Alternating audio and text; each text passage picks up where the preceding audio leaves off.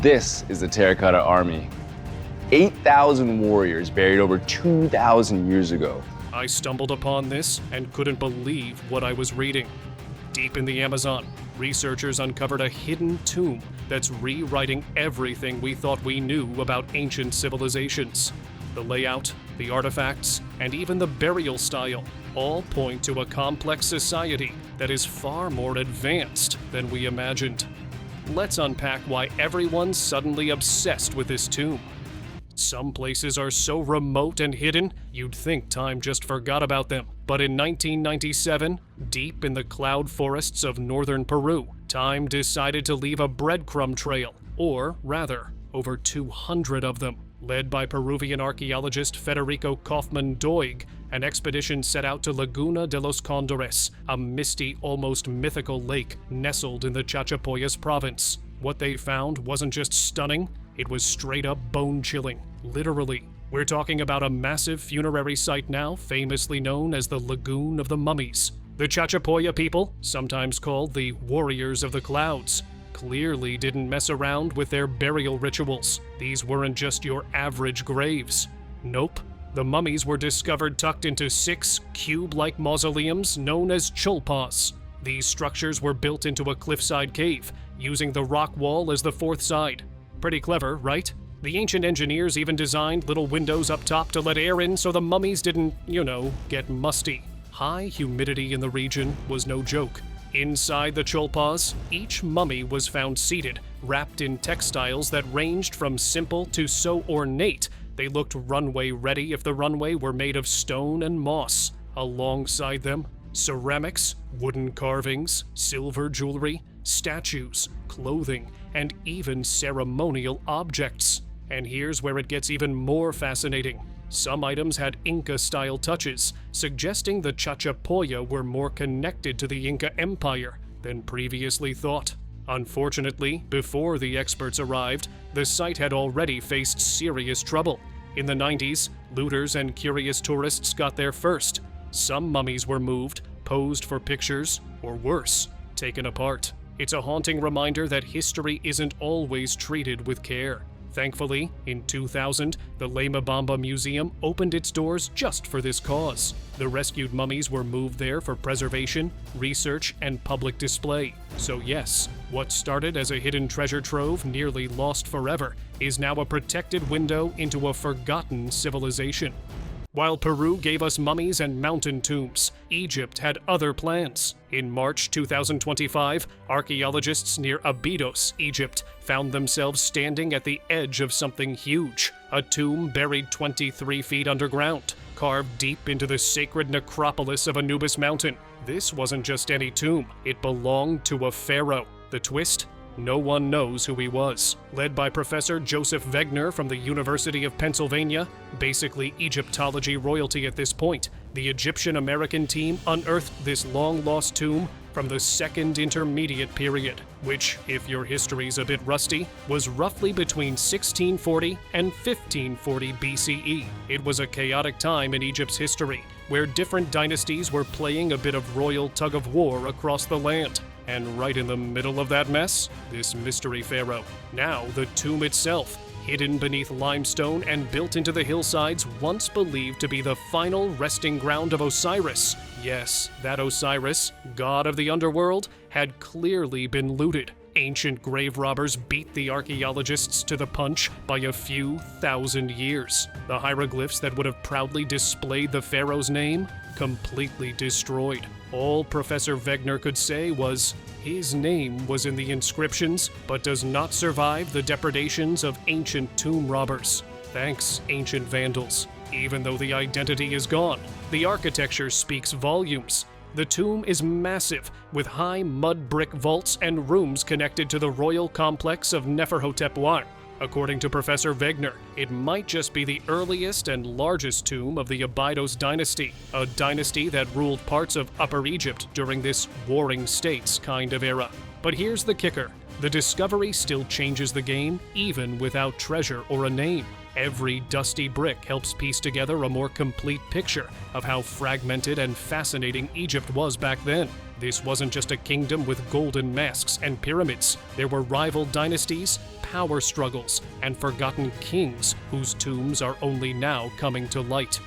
Just when you thought the sands of Egypt couldn't cough up anything cooler, a priest from 4,400 years ago decided to join the party. Back in December 2018, Egypt's Saqqara necropolis, roughly 20 miles south of Cairo, was the site of a jaw-dropping discovery that had archaeologists buzzing with excitement. A local Egyptian mission, led by Dr. Mustafa Waziri, aka the guy who's practically a celebrity in the antiquities world, stumbled upon a tomb that hadn't seen the light of day in over 4,400 years. Now, this wasn't just any dusty, half-broken tomb. This belonged to a high-ranking priest named Wati, who lived during Egypt's 5th dynasty under King Nefertari Kakai. And let's just say, Wati didn't exactly live a low-key life. The dig had kicked off earlier that year, and by December 15th, the team hit the jackpot. Hidden beneath layers of debris was an entrance carved with beautiful hieroglyphs and vivid inscriptions, unlike anything they'd come across before. Inside, they discovered a rectangular gallery, 10 meters long, 3 meters wide, and just as high. And the walls? Oh, they were stunning. They showed scenes of Wadi hanging out with his wife, Weret Ptah, and his mom, Merit Meen, doing everything from hunting and sailing to performing religious rituals, like a 4,000-year-old family photo album, only way more colorful and permanent. But here's where it gets wild. The tomb had 5 vertical shafts, the deepest, a solid 10 meters down.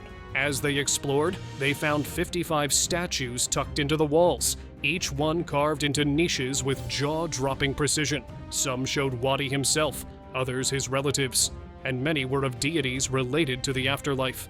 Dr. Waziri couldn't hold back, calling the quality of the statues unparalleled.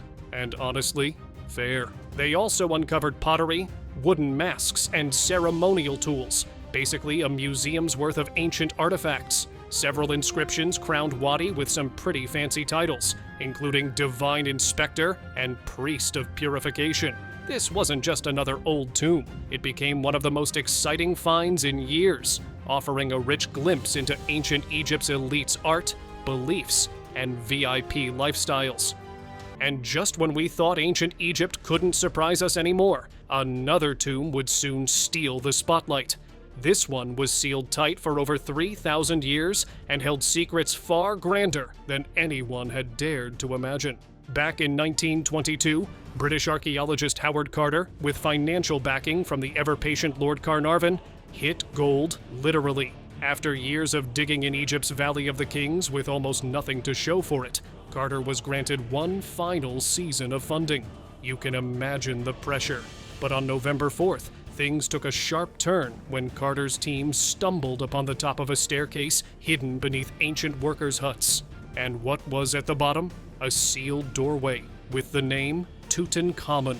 Now, that alone would be headline-worthy. But Carter wasn't about to rush things. He telegrammed Carnarvon, who raced to Luxor and joined Carter to clear the passage. On November 26th, Carter made a small hole in the second sealed door and peeked in with a candle. When Carnarvon asked if he could see anything, Carter's reply became the stuff of legend. Yes, wonderful things. And he wasn't exaggerating. Inside the tomb, designated KV-62, were over 5,000 artifacts. Gold chariots, gilded furniture, intricate jewelry, ceremonial weapons, you name it. The place looked like a pharaoh's garage sale, if everything was made of solid gold. The tomb had 4 chambers: the antechamber, annex, burial chamber, and treasury. Sure, there were signs that ancient tomb robbers had passed through, but thankfully, most of the treasures were still in place. Then came February 16th, 1923.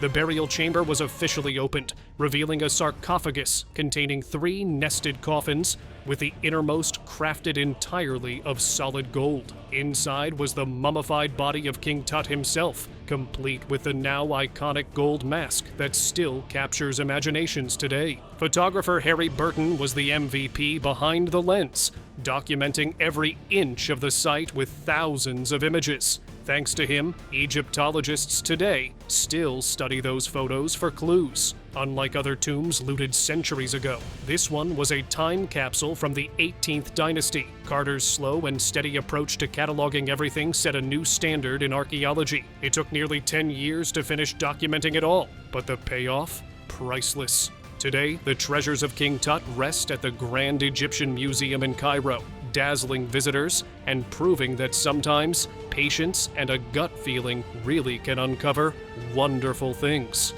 Just when the world thought ancient tomb discoveries couldn't get more dramatic, Greece quietly raised its hand.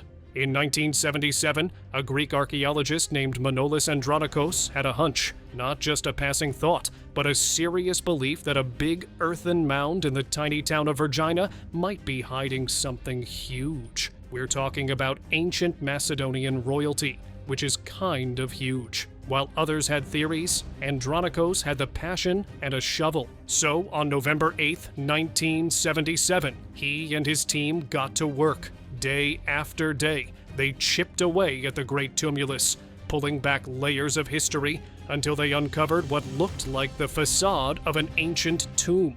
Now, things got interesting here because this tomb hadn't been touched for centuries. No looters, no damage, just pure, untouched royal mystery waiting to be cracked open. They called it Tomb 2, and inside, oh, it was glorious. First up, a golden lornax that's like a small coffin, adorned with the famous Vergina sun, a 16-rayed star symbol tied to the Macedonian dynasty.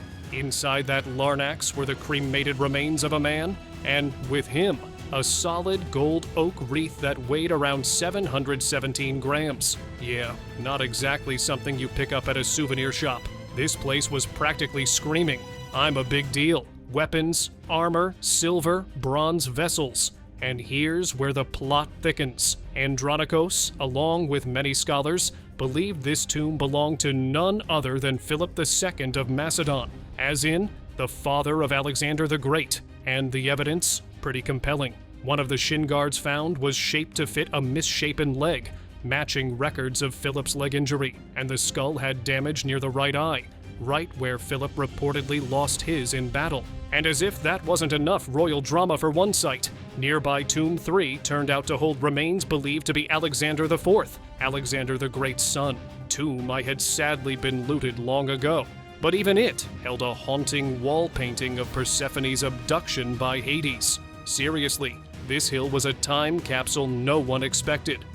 Now, across the world and almost exactly a decade later, history was about to break ground again, this time in northern Peru, where a quiet village and a concerned phone call kicked off one of the most jaw-dropping archaeological finds in South America. It was February 1987 when Dr. Walter Alva, a respected Peruvian archaeologist, got an urgent call from local police. They had intercepted a group of looters in Sipan, a small village near Chiclayo, and confiscated a collection of gold and silver artifacts. Now, this wasn't just some trinkets or dusty pottery. We're talking 33 pieces of finely crafted moche gold, copper, silver, and seashells, objects that clearly didn't belong on the black market. So Dr. Alva did what any curious archaeologist would do. He grabbed his team and headed straight to Huaca Rajada, a dusty complex of ancient adobe pyramids. On July 20th, 1987, they uncovered a royal tomb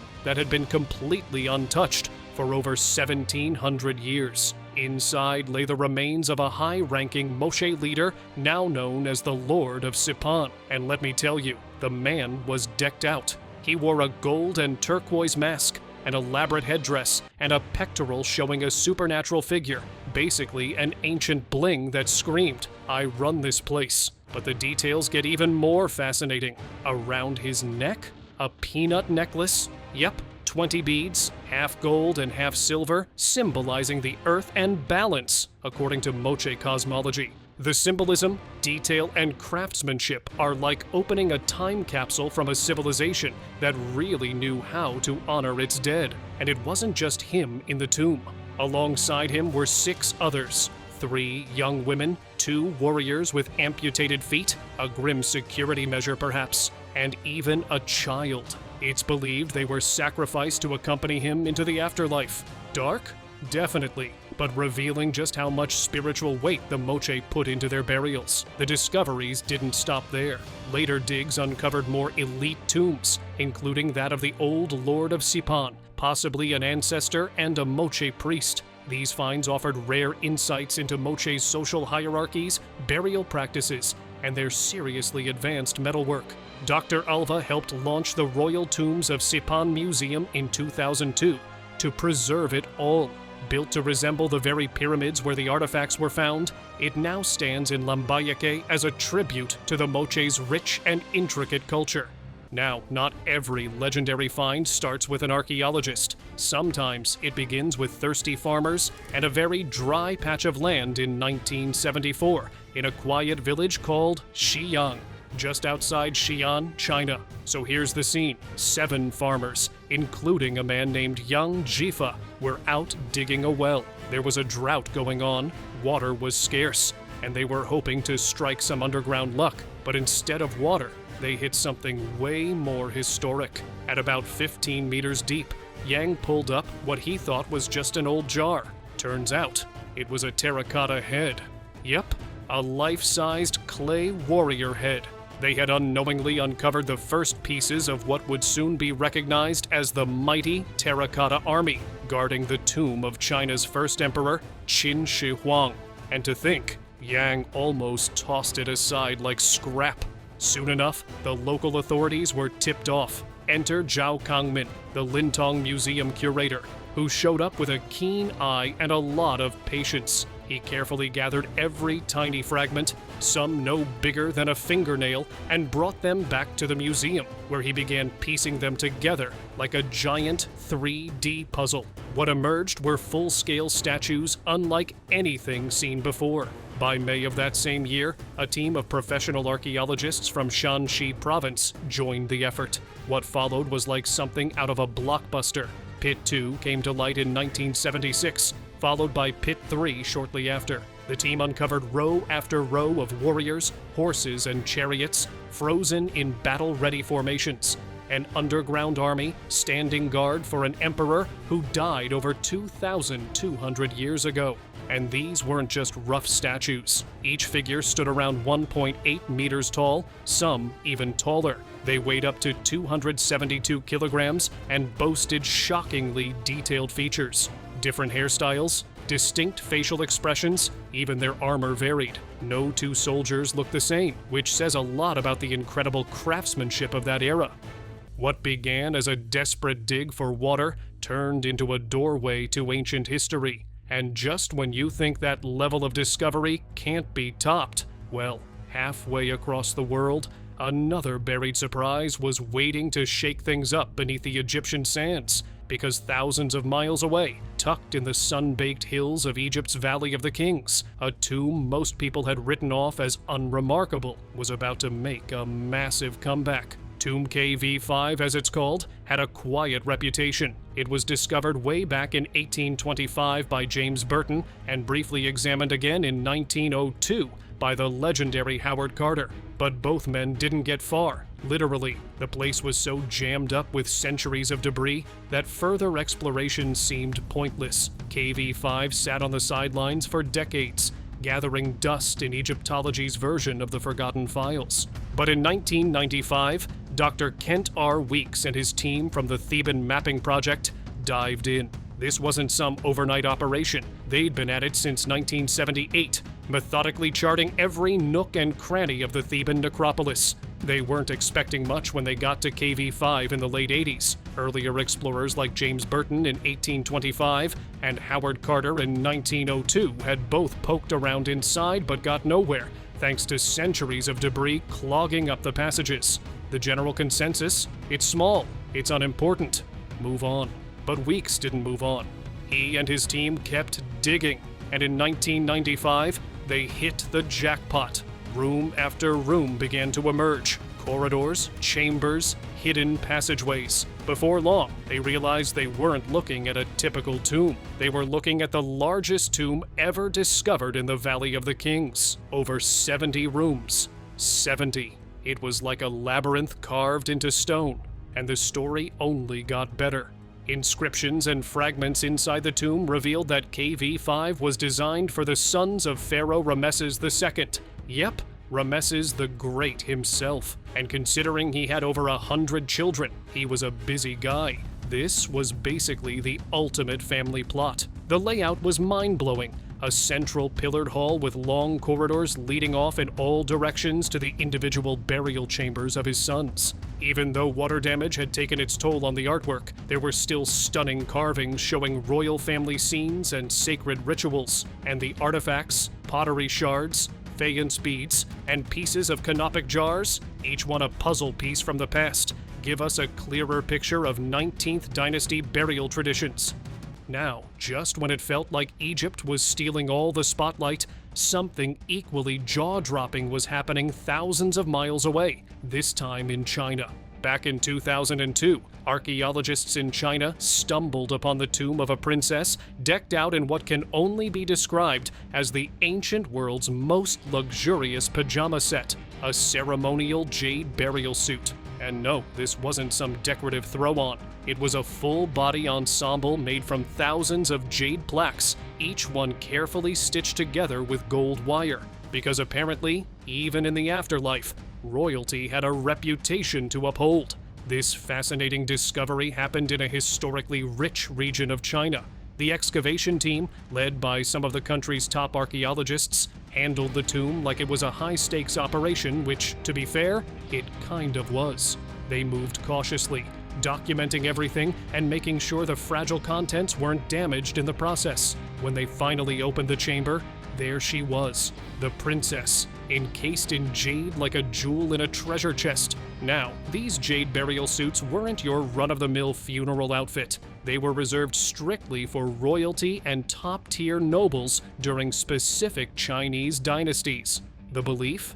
Jade had mystical properties. It protected the body from decay and supposedly helped secure a spot in the Forever After Club. Finding one of these suits in 2002 was a big deal because only a handful had ever been recovered before. Each one reveals something new about ancient Chinese beliefs, rituals, and status symbols.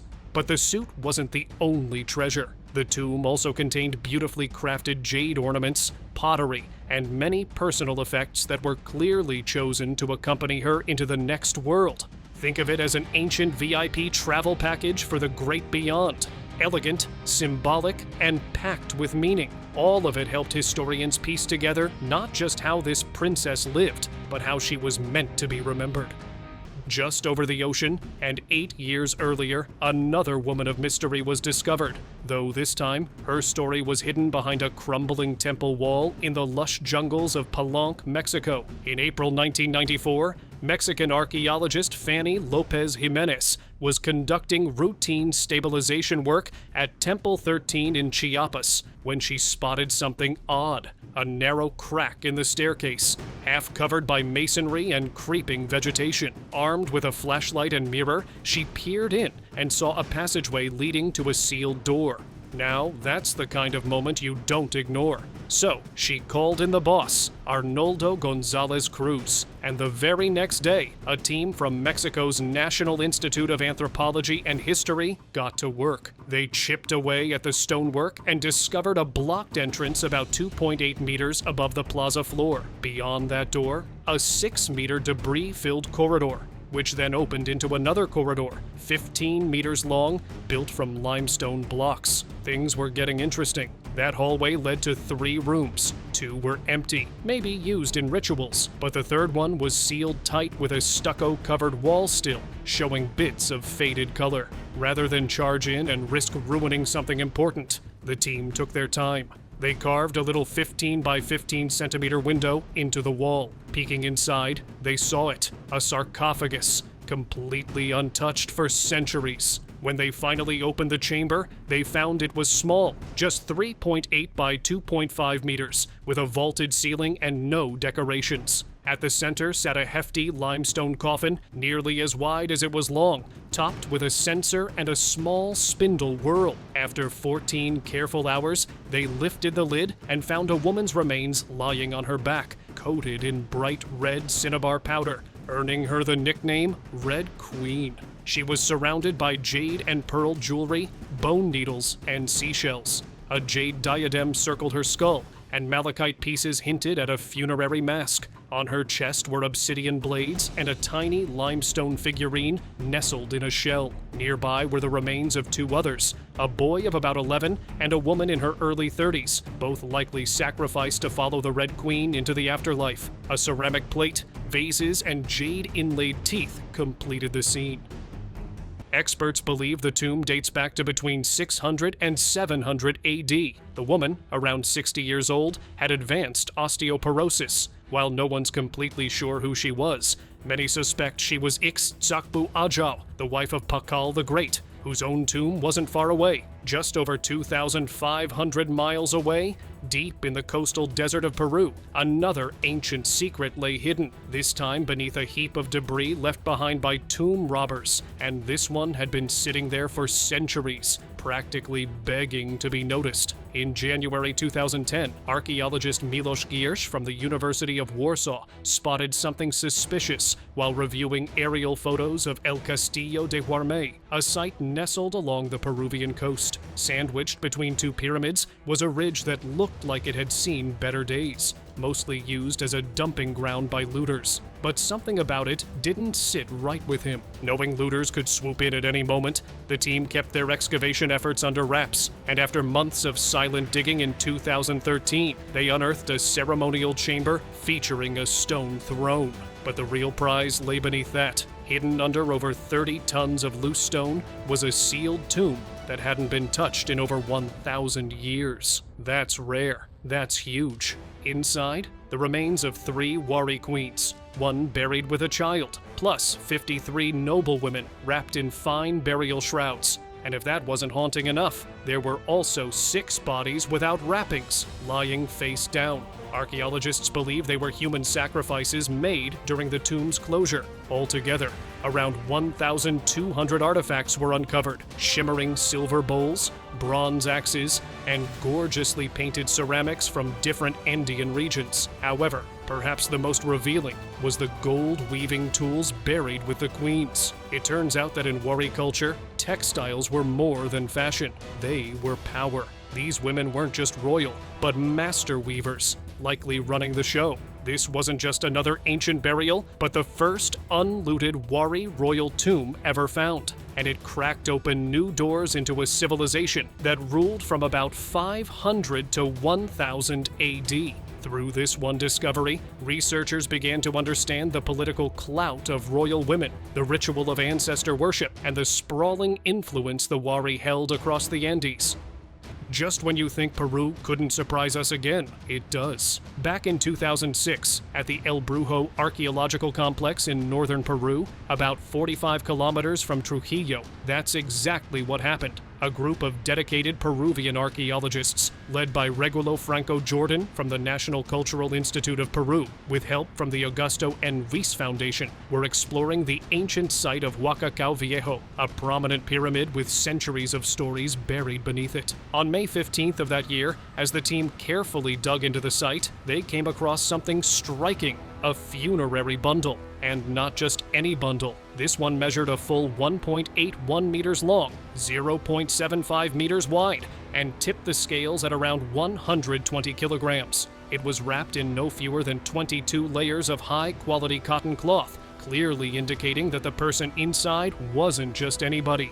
What they uncovered was the well-preserved body of a woman in her mid-20s. Her skin, still intact after more than 1,500 years, was covered in bold tattoos, snakes, spiders, and powerful supernatural symbols etched across her arms and legs. Right away, they knew this wasn't some ordinary burial. This was someone important, someone powerful. They named her the Lady of Kao.